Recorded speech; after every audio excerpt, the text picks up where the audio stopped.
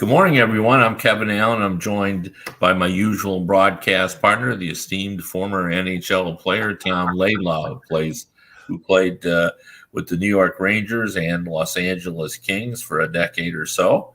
I don't know if I've ever been called esteemed before. Yeah, no, that's good. Yeah, you are. Well, you are esteemed. Yeah. Thank you. Anyway, this is the Laidlaw and Allen Report. We come to you twice a week, talk all things hockey. And Tom, a lot going on. Your Rangers are still rolling. The teams at the top, the Florida Panthers and the Carolina Hurricanes and the Washington Capitals. Like, we have more teams playing 700 hockey than you normally see at this juncture. And I'm assuming what that means is that we've been experiencing parity for more than a decade, resulting from the introduction of the salary cap. But I think this year there's some distance between the haves and the have-nots. So the top teams are beating up a little bit more on the bottom teams. Yeah. Well, your scouting report was right on. Nashville Predators were in last night playing the Rangers, and you called it. They are a big physical team. Wow, that big Russians, Tremin or whatever it was. Yeah. Oh, he hit everybody last night. They were hitting everybody. You could tell they really made a conscious effort to that was their game plan. They're a hard team to play against. They kind of remind me of the St. Louis Blues the year that they won the Stanley Cup, right? That big physical team. So, yeah, you got to almost watch them live to really get a feel for how difficult they are to play against. And you don't, when you're watching on television, you don't see what's happening in the neutral zone. But the team's trying to get that puck through that neutral zone. It's a struggle. It's a real struggle. Imagine playing a 7-game playoff series against them and then pounding all the time like that. That's going to be tough. I really look at them right now like, wow, they're a contender for the Stanley Cup. They've gone from being a team that you really question their character and everything to now that's a playoff hockey team the way they play. So they're good. I wonder if there's any regrets in New Jersey. Let's just say among the fan base that John Hines is in Nashville and they have a little rough. Well, because. I mean, that's the big reason that they're playing his game. I mean, they've changed their style of game, and he's the coach, so you got to give him credit for it. So I agree. But because in New Jersey, he really never got a shot. I mean, that lineup was not where it needed. No, not at all. Like, you don't really know sometimes. Like, I don't know whether people thought Barry Trotz was a pretty good coach when he had Nashville, but for the first 6 or 7 years, they really didn't have a contending team. All people could say is, boy, he has them playing competitive hockey. That's all you could say. Well, and we got to give our good friend David Poyle a shot too, because we were critical of. We love him as a person, and he's a great man and everything. But we're critical of him as far as putting that team together. But first of all, he selected Hines as the coach, and he's changed that lineup a little bit too, bringing in those big heavy players. So, yeah. Well, it really has made a difference, but. I wonder too about whether they're going to be able to hold all season, all these teams that are, at the top. Yeah, that's very true. Oh, once again, the power of Laidlaw and Allen, who got hired in Vancouver, the man that Jim Rutherford. Jim Rutherford hired as vice president, or no, he's the president of hockey operations. That's right. Yeah. Right. And lots of rumbling that maybe his, someone that has worked for him in the past, might Jason Botterill. I've heard his name mentioned. He was a longtime assistant coach. That's a good hire there. And interesting how Montreal and Vancouver did kind of the same thing. Jeff Gorton is vice president of hockey operations, but hiring a guy like that with experience at that point, and maybe they started the trend in Pittsburgh with Brian Burke and. Or going back to John Davidson. That's to me, when he went to the Blues, that was kind of the start of the idea of, we're having and you already have a hockey operations department, so why not have a president of it and a general manager? And plus, it takes some of the responsibility off of the president in terms of the day-to-day stuff. Like, the GM can deal with the minor league.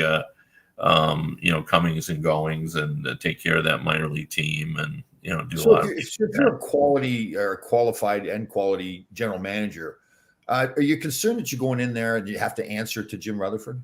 Yeah, Ron Hextall was.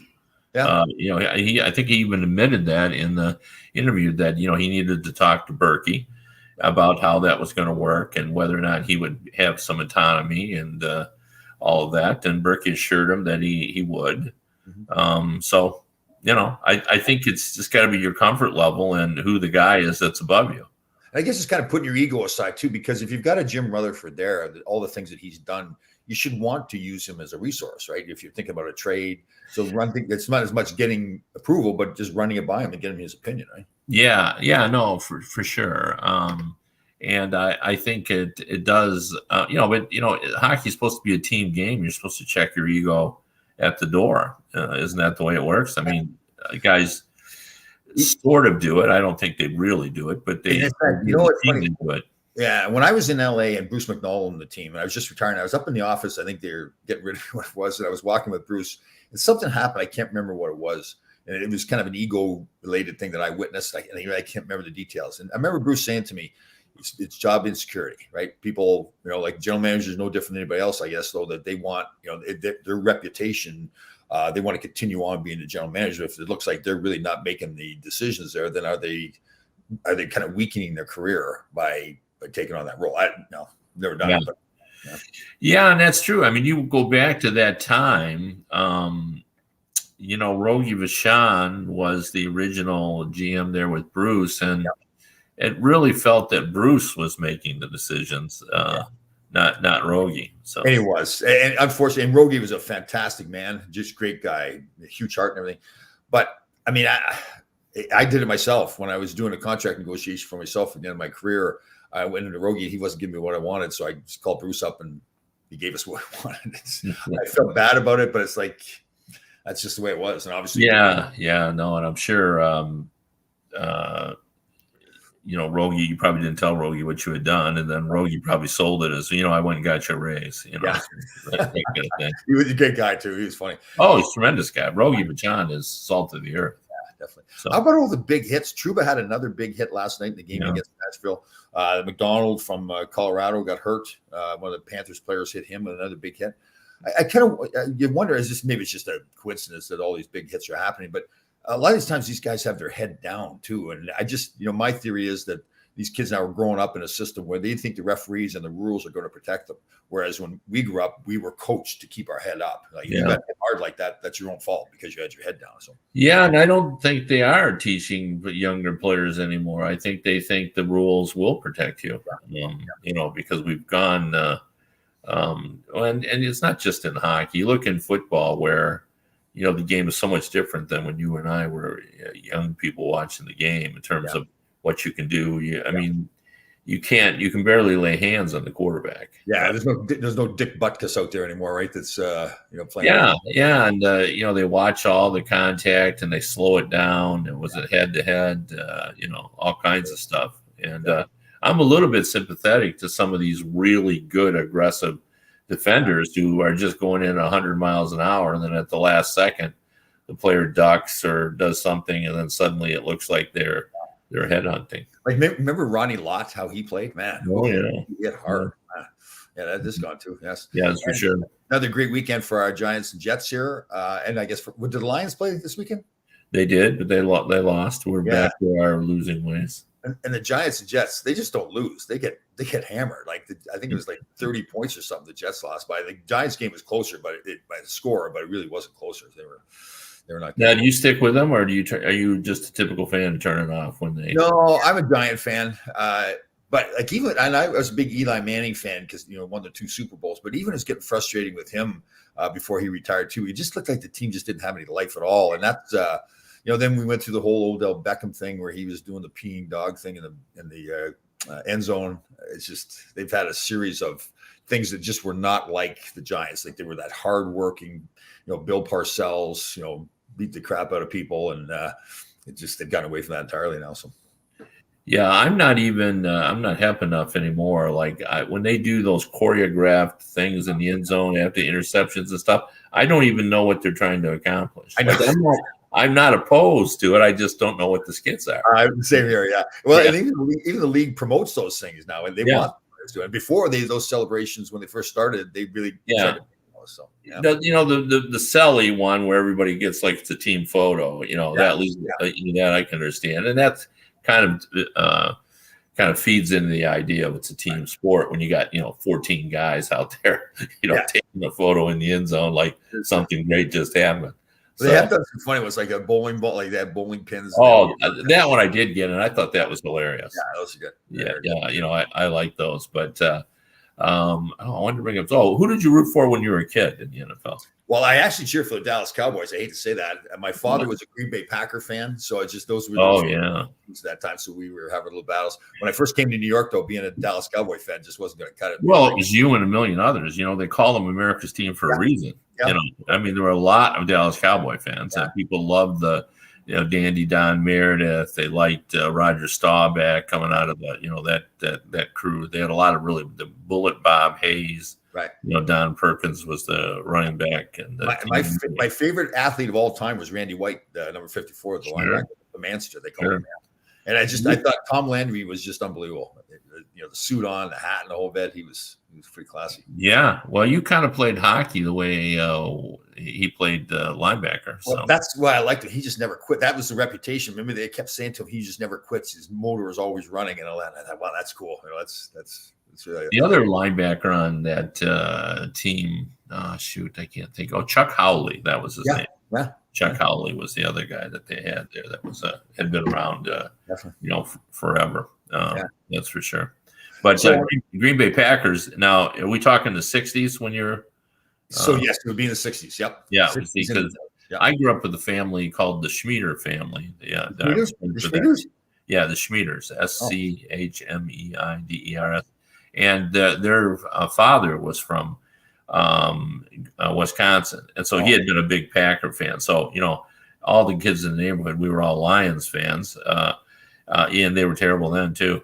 But they always rooted for the Packers. So I kind of sort of got on board because when the Packers won, like the Super Bowl or championships, there would be a hot fudge sundaes at the Schmieder house. So I can see the Schmieders eating like sausage and bratwurst too, right? They did do that. They cooked chicken every Sunday and, that kind of thing too. But they did sausage, and Mr. Schmieder always cooked up a bat of chili or. Oh man, I remember going to school at Northern Michigan and got up there, and they had the thing called is it the pasties? Is that what it's called? Where the miners we did take in the mines? Yeah. Pasties, yeah. Yeah. Oh. Yeah, no, those are good. Those are real good. And one of the main ingredients is a food that people don't eat very often, rutabagas. Oh, is that what's in there? Oh, yeah, rutabagas is everybody doesn't know what a pasty is. So the miners, I guess, they make it like a like pastry, and they fill it full of meat. You can fill it full of whatever you wanted to. So the miners would take them in, put them on the shovel, and heat them up over the fire. Yeah, it's essentially usually just meat, rutabagas, potatoes, carrots, and it's a hot pocket. And they'd wrap it up to try to keep it warm. They could.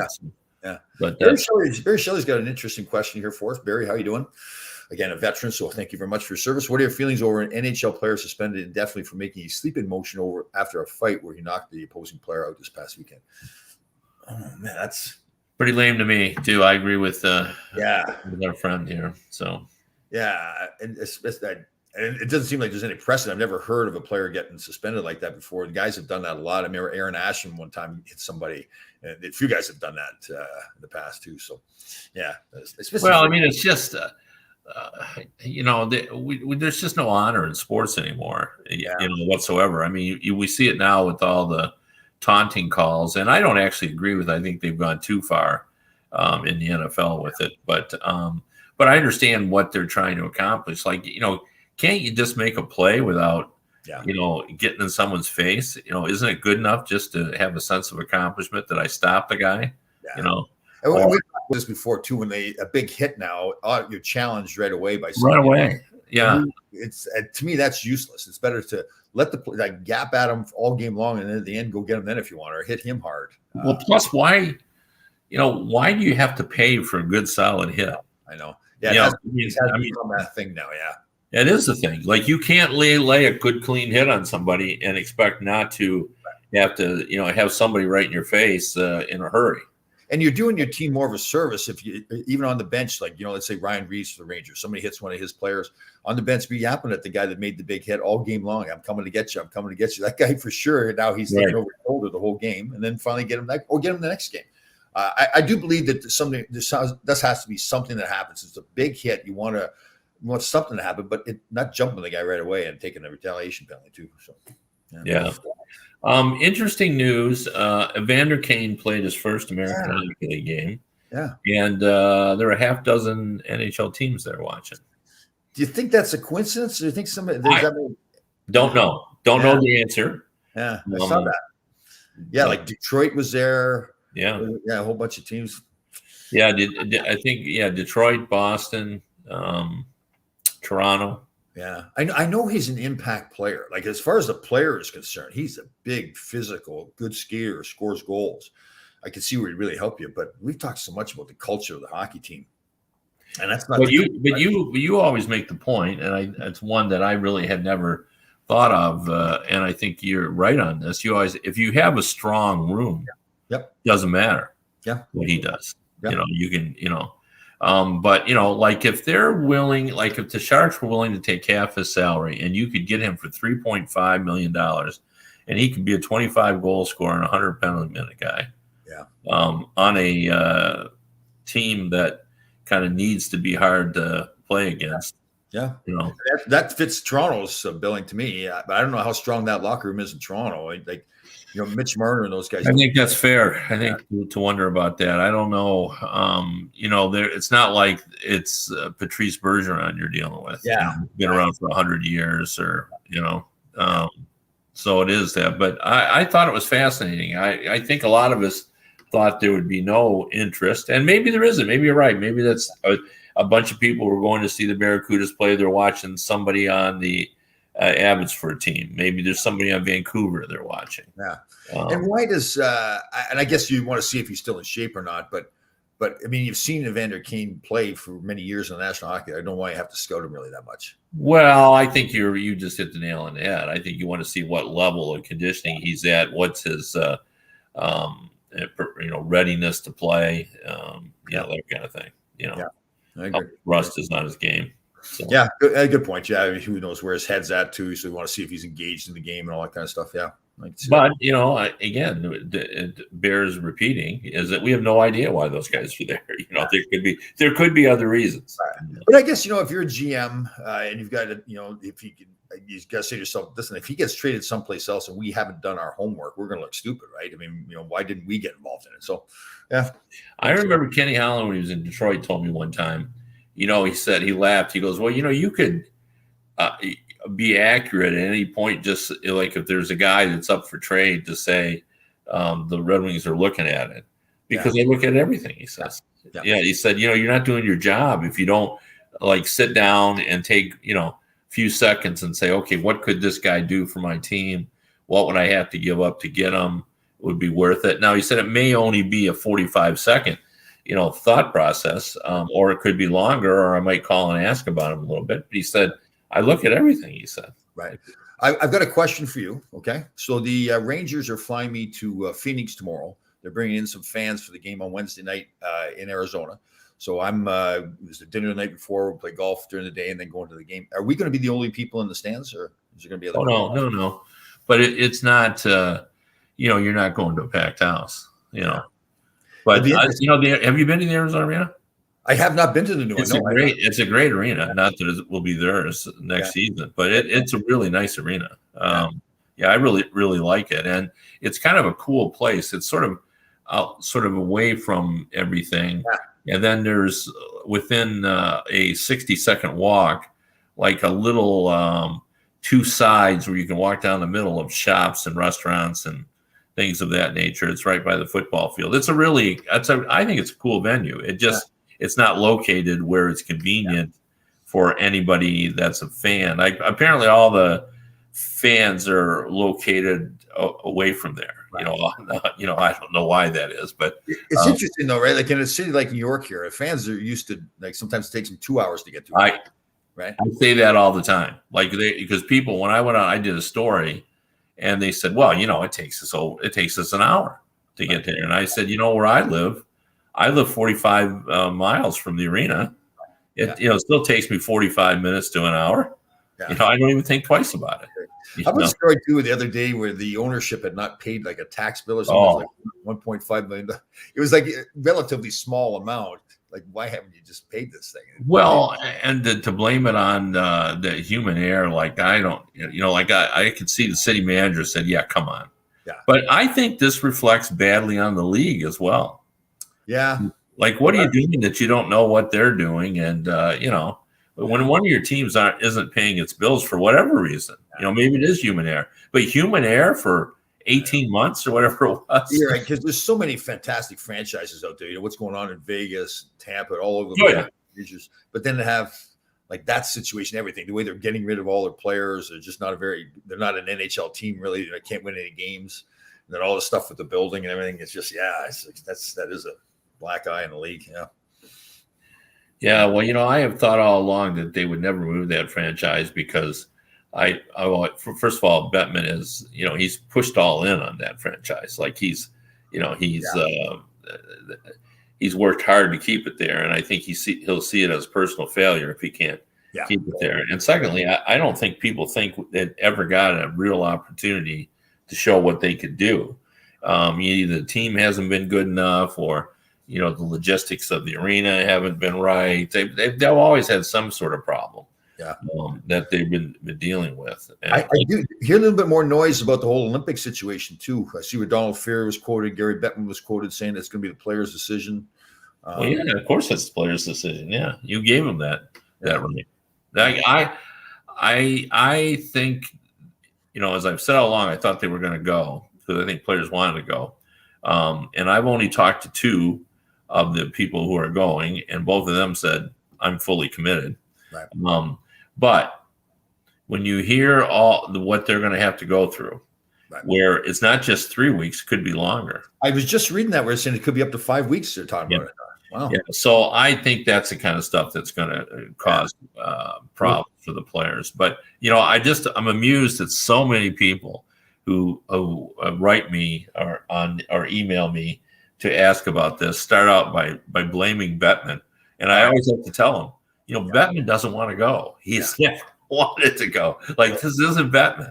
He doesn't want to go to the Olympics. The owners don't want to go, but they think this is all the owners, and Bettman. That kind of goes to and they do this with all the commissioners of the leagues. When they come up to hand out the winning trophy. Oh, yeah. They don't even know why they're booing. Yeah, I know. They really don't. Like, you ask people why they hate Bettman, and they'll say it's the lockout.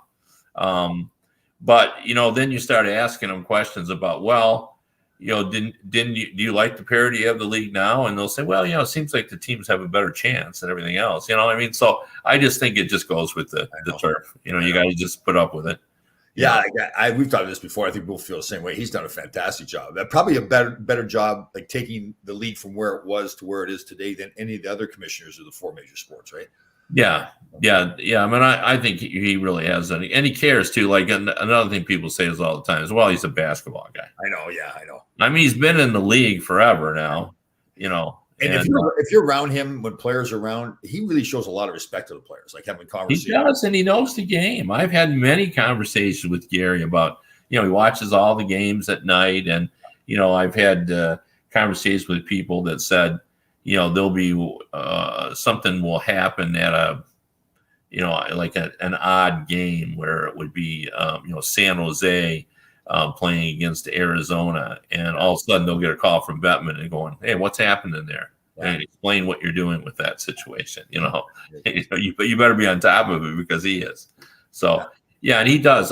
He and I have had conversations, not to public, but I kind of off the record. Making casual conversations about, what's going on in the league, who's scoring goals, who isn't, he could talk to that. He's very careful because, he doesn't want to show any favoritism, but he knows what's happening. He knows who has bad defensive teams and who's the top scorers are and the best young players. He watches a lot of hockey. Yeah, definitely. So I had a real thrill last night or yesterday afternoon. Before the game, the Rangers had me come down and talk to all the workers that I told you before the show that work, moving it from basketball to hockey. They had a lot of double headers there. So like yesterday, they had a basketball game in the afternoon and they had to take, get it perfect for basketball and then change it over to hockey. So it was really interesting going there and talking to them. These people, they stay up all night doing this stuff. And it was a lot of fun talking to them. It's good. How many people? Oh God, it must have been 40 or 50 there. And that was just one shift, I think, too. There's another shift coming in after that. These guys were just leaving, so it was a lot of fun. They really like those, all the hard hat guys, and so it kind of related to. I told them a lot about how growing up on the farm for me with my father and grandfather milking the cows twice a day was the same thing. Nobody ever gives them credit, and even me as a boy growing up, I never realized what great men they were doing that. So these guys probably feel the same way. They really nobody gives them any credit, but if they don't do their job, then we're not able to play hockey or basketball. So it's pretty cool. Yeah, well, farmers make the country go. Where would we be without milk and eggs and Yes, wheat farmers for bread and Yeah. Well, I think back about it too, and it's just like every day they had to milk those cows every single day. Now, once in a while they would take a break because they just needed a break, but I mean it's 365 days a year. Those cows have to get milked twice a day. So farmers pretty good. What time do you do it? Is it like 7 and 4 or?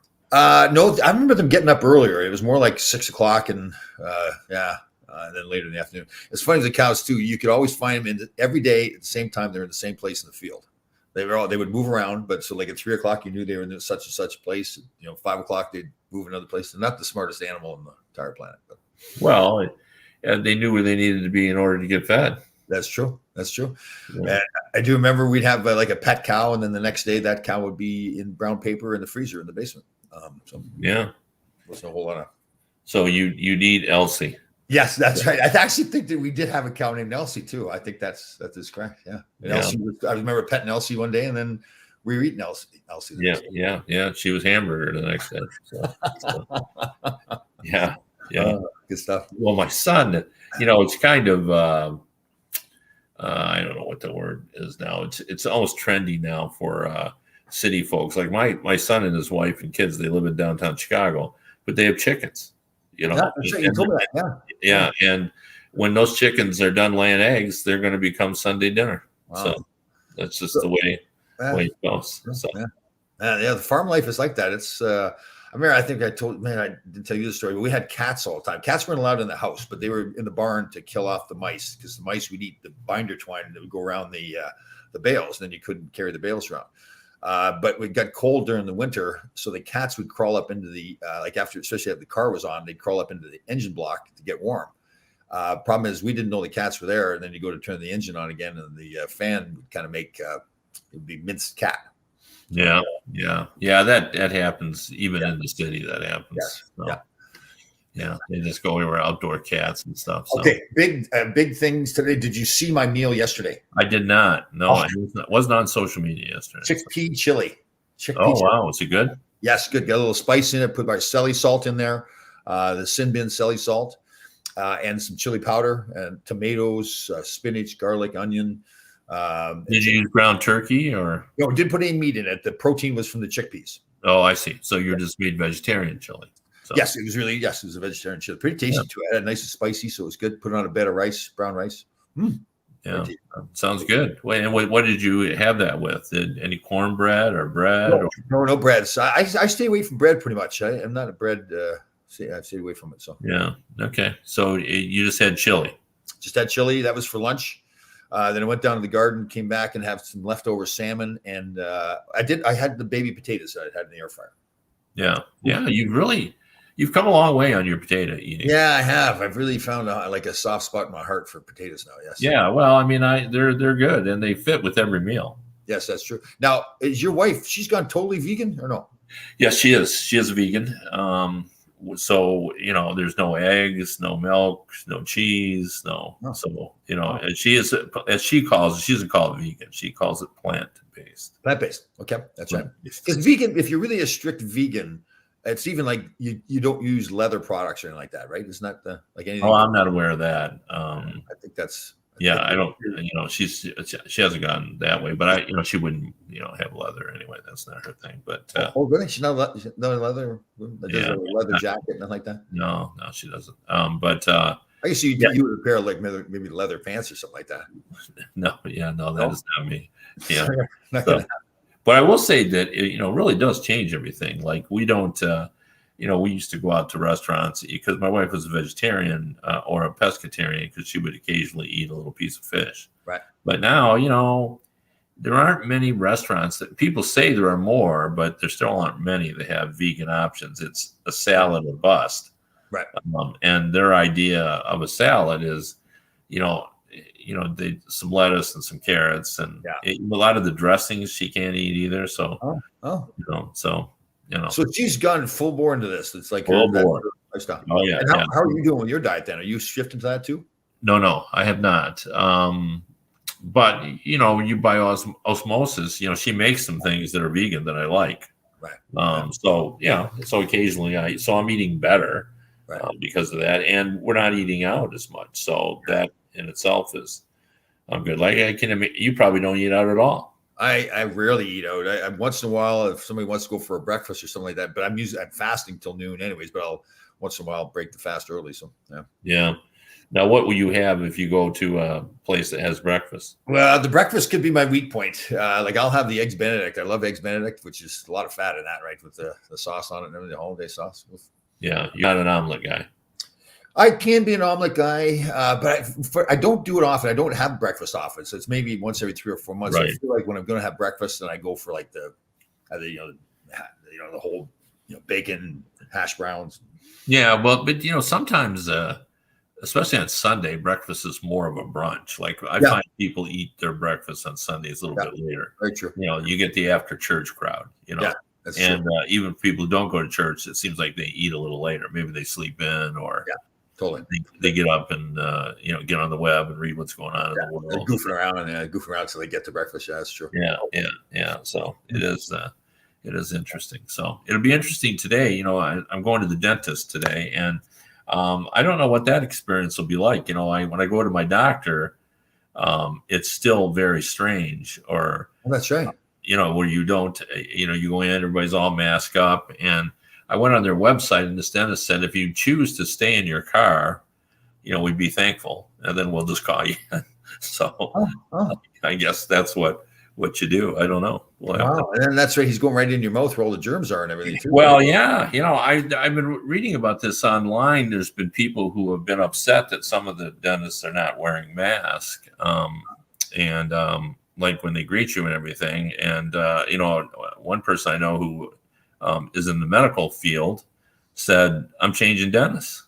Like I'm not going to deal with a dentist that, isn't being respectful enough to wear a mask. Well, I took the train down to the city last night into Grand Central, and it's required to have the mask on in the train. But it's fun. Like even at the Garden, you're not required. They don't let you in unless you're fully vaccinated. But you don't have to wear a mask, and hardly anybody's wearing a mask. No, and at Little Caesars Arena in Detroit, same way. There's hardly any mask. Yeah, and a friend of mine who is in the media, who is out in the crowd by virtue of his job, he got COVID, and he was vaccinated, but he got COVID. And when they did their tracing of it, the only place that they could figure out he could have gotten it would have been That's a good point. Like, I wonder what's happened. Like in the league, we had the problem in Ottawa, the problem with the Islanders, and now it seems like it's just there's no more, right? No, it's still out there. For sure.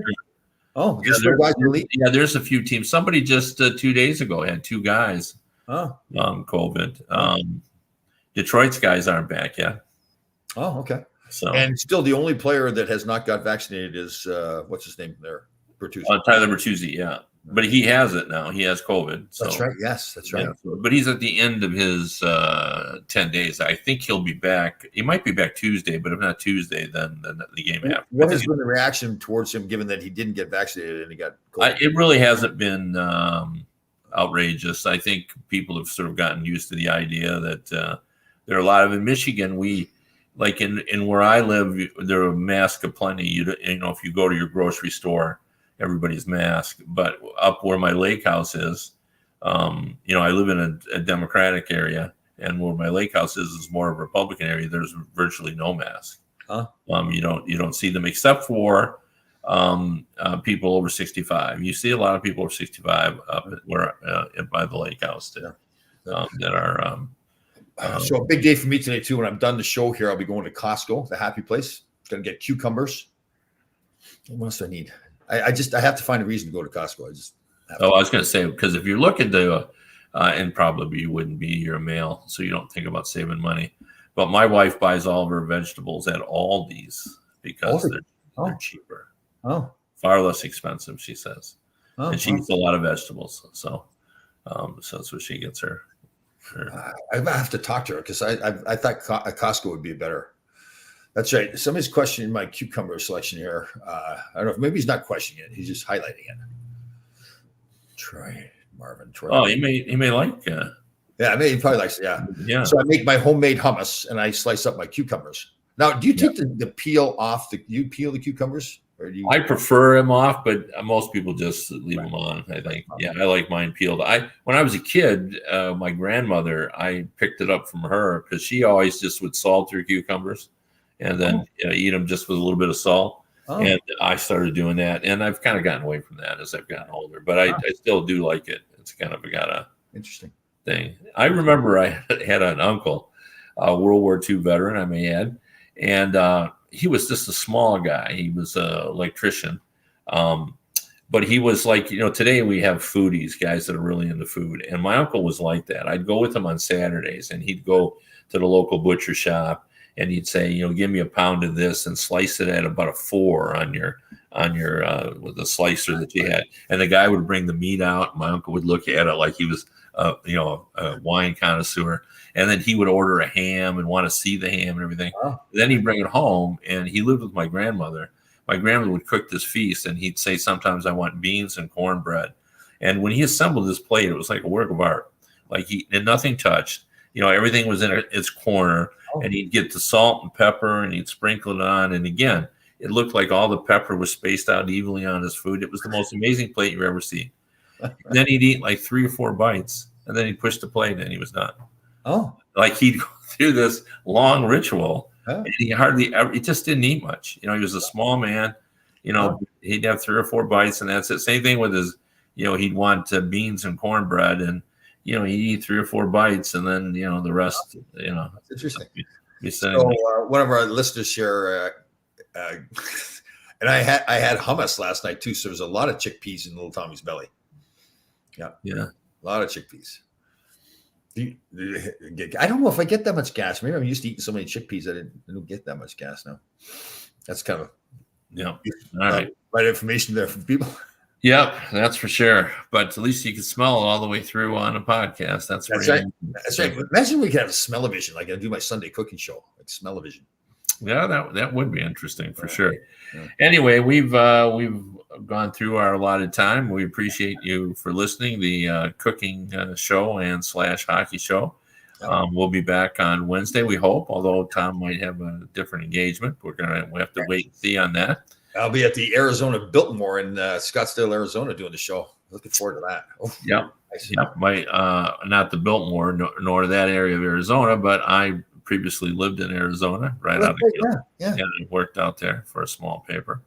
Anyway, if you want to read what I have to say about things in the hockey world, I'm at DetroitHockeyNow.com and also HockeyBuzz.com. I've got out my trade list, my big board, as I like to call it, for December.